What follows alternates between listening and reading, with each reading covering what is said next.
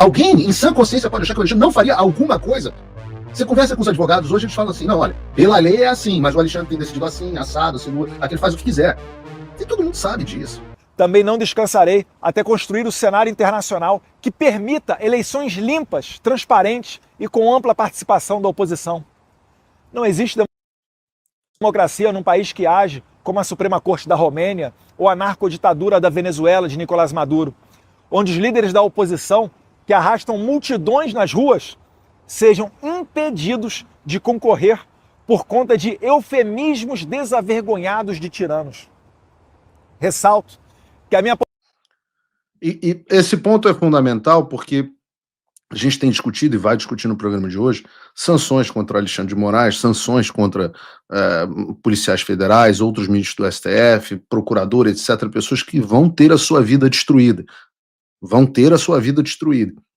Mas esse é um passo.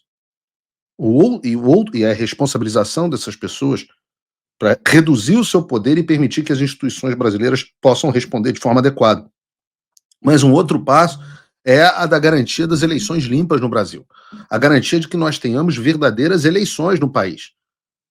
Ora, eu não vejo como eu faço essa previsão. E acho que as nossas autoridades devem me ouvir, porque algumas das previsões que eu fiz até agora, praticamente todas, se concretizaram. Eu não vejo como os Estados Unidos possam reconhecer eleições no Brasil sem liberdade de expressão, voto auditável e transparente e participação ampla e livre da oposição. Sem esses três pilares, nós temos a enorme probabilidade de termos um governo não reconhecido por parte da comunidade internacional, em especial os Estados Unidos da América. Significa que não é impossível que se tome o poder, que é diferente de ganhar as eleições? Não. Aconteceu exatamente isso na Venezuela. E o país está absolutamente liquidado. É esse o caminho que a gente quer para o Brasil? É este o caminho que a gente vai permitir que meia dúzia de pessoas empurrem o Brasil nessa direção? Então não é só lutar pela justiça, sanções, pressões internacionais, etc., para responsabilização e anistia. É para que haja um processo verdadeiramente democrático no Brasil. A posição de deputado federal, ainda mais tendo sido o mais votado de toda a história do Brasil, bem como o filho do presidente mais popular da história recente do país, me facilitava, sim, a abertura de portas internacionais. No entanto, essas portas já estão abertas. Agora, necessito de tempo e dedicação integral para seguir trabalhando e representando não só os paulistas, mas todos os brasileiros. Nessa jornada, só tenho a agradecer a Deus. Um filme passa na minha mente e entendo quão extraordinária é a providência divina. Poucos sabem disso. É assim que a gente pensa. Mas no mesmo dia que os deputados do PT peticionaram a PGR requisitando apreender o meu passaporte, em 27 de fevereiro, eu estava voando com a minha família para os Estados Unidos, num voo que eu havia comprado poucos dias antes. Provavelmente, nem o PT e nem Alexandre de Moraes esperavam que eu fosse passar o feriado de carnaval fora do Brasil, já que eu havia recém-retornado de minha viagem dos Estados Unidos 2 dias antes, em 25 de fevereiro. Eu não tenho nenhuma dúvida que Deus, em sua infinita sabedoria e bondade, protegeu a mim e a minha família, para que a minha missão de trazer justiça não fosse interrompida por esquemas e planinhos dos canalhas de ocasião. Fala pessoal, se você curte o meu conteúdo, saiba que ele só continua porque tem gente que apoia.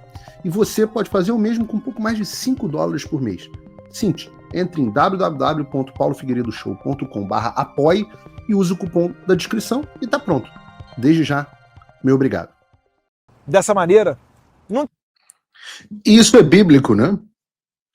Isso é bíblico. Em quantos momentos, eu estava lendo uma passagem até do Evangelho de Mateus essa semana, coloquei no X, né? Mas isso é bíblico. Deus avisou a própria família de Jesus Cristo, avisa dos perigos e fala, olha, é hora de você, tantas vezes, né, o motivo bíblico, uma coisa repetida inúmeras vezes. Olha, é hora de você sair dali. Deus pode aparecer a você num sonho, mas a providência age para tirar os seus das garras dos tiranos. E eu volto a dizer, essa é a nossa visão de mundo. Essa é a forma como nós vemos as coisas. E eu sei que isso é estranho para vocês da esquerda.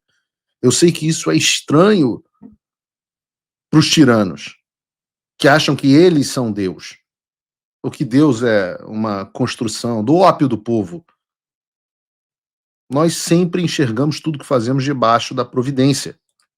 Que imaginei que eu faria uma mala de 7 dias para não mais retornar para minha casa. Mas hoje vejo com clareza que Deus está me mostrando o caminho. Tenho certeza que o meu eleitor também entende que o meu trabalho, nesse momento, é muito mais importante aqui nos Estados Unidos do que no Brasil.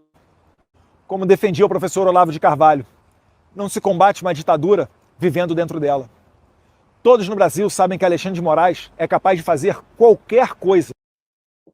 Bom, e esse ponto de todos sabem que não se combate uma ditadura de dentro dela é um conselho que o pai do Eduardo deveria ter ouvido, né? O qual eu cheguei a ter um aborrecimento com o presidente Bolsonaro, uma discussão quase que ríspida, quando ele decidiu retornar ao Brasil em abril de 2023, há 2 anos.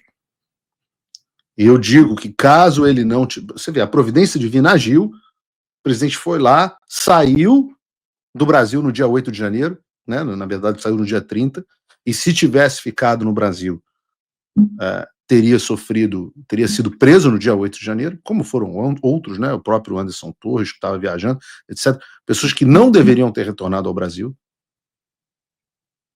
E aí o presidente resolve, mal aconselhado, retornar ao Brasil. Não tivesse retornado, todas essas investigações teriam sido atrasadas, imensamente. Não teriam sofrido as buscas e apreensões e várias das coisas que sofreram. E hoje não estaria nem perto do estado em que se encontra. E poderia ter utilizado o seu nome e a sua influência para combater a ditadura brasileira de fora. Ninguém, como disse o professor Olavo de Carvalho, ninguém combate uma ditadura de dentro. Eu dei na live aqui vários regimes que foram alterados através de pessoas de fora. Desde Simão Bolívar até Ayatollah Khomeini. Isso faz parte. É o processo de modificação, Lenin, o processo de modificação acontece dessa forma. E quisera eu que o presidente Bolsonaro tivesse ouvido este mesmo conselho que eu dei ao Eduardo. E aí, presidente, desculpa, eu digo que o Eduardo eu acho que todo pai deveria ficar orgulhoso disso, mas o Eduardo é uma versão melhorada do Jair. Tem todas as virtudes, ou quase todas as virtudes, e outras. Inclusive essa de ter tomado essa excelente decisão. Excelente decisão. De combater a ditadura do Brasil de fora da ditadura. Ainda que notoriamente ilegal ou inconstitucional, mesmo que exista um parecer contrário da PGR, como, aliás, ele já fez no passado. Falando em PGR, Moraes deu prazo para o procurador-geral de 5 dias para responder a um simples sim ou não acerca da apreensão do meu passaporte. Porém, já se passaram mais de 18 dias e nada do senhor Paulo Gonet responder. Seria ultrajante, mas, na atual democracia relativa brasileira, ninguém poderia se dizer surpreso com a apreensão do passaporte de um deputado e até mesmo a sua prisão sem motivo. Ao bem da verdade, fatos muito piores já ocorreram, como a morte na cadeia do Clesão, a condenação a quase 9 anos de cadeia do deputado federal Daniel Silveira, que recebeu indulto do então presidente Jair Bolsonaro e pela primeira vez na história do país, o indulto foi covardemente cancelado pelo STF. As prisões preventivas e injustificadas de Felipe Martins, Anderson Torres, Silvinei Vasquez e vários outros. Assim como as condenações a até 17 anos de prisão de senhorinhas como Iracina Gosch, de 71 anos de idade, ou a cabeleireira e mãe Débora Rodrigues dos Santos, presa por ter escrito de batom numa estátua a mesma frase dita pelo ministro do STF, Luiz Roberto Barroso, abre aspas, perdeu o mané, fecha aspas. Quem, em sã consciência, pode esperar algum tipo de pudor ou moralidade de um regime de exceção?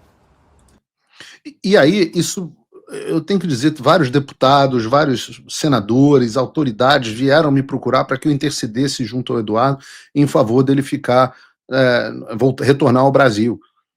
Falam, não, eles não chegariam tão longe, eles não fariam isso. Eu falo assim, pô, depois de ouvir esses relatos, vocês realmente acham isso? Não, mas eu falei com fulano e fulano garantiu que o Gonê não vai...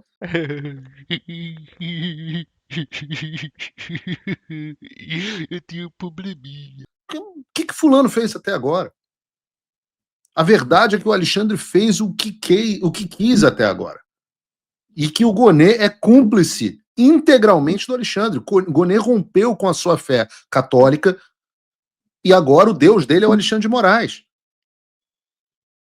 A ideia de vender a alma ao diabo, né? A gente pensa que é igual um episódio de Chapolin, que o diabo vem, traz um contrato para você e você assina, mas não é. A ideia de vender a alma ao diabo é quando você abre mão das suas convicções e dos seus valores em troca de algo que o maligno, que o malévolo pode te oferecer. E o Paulo Gonê vendeu a alma dele ao diabo, claramente.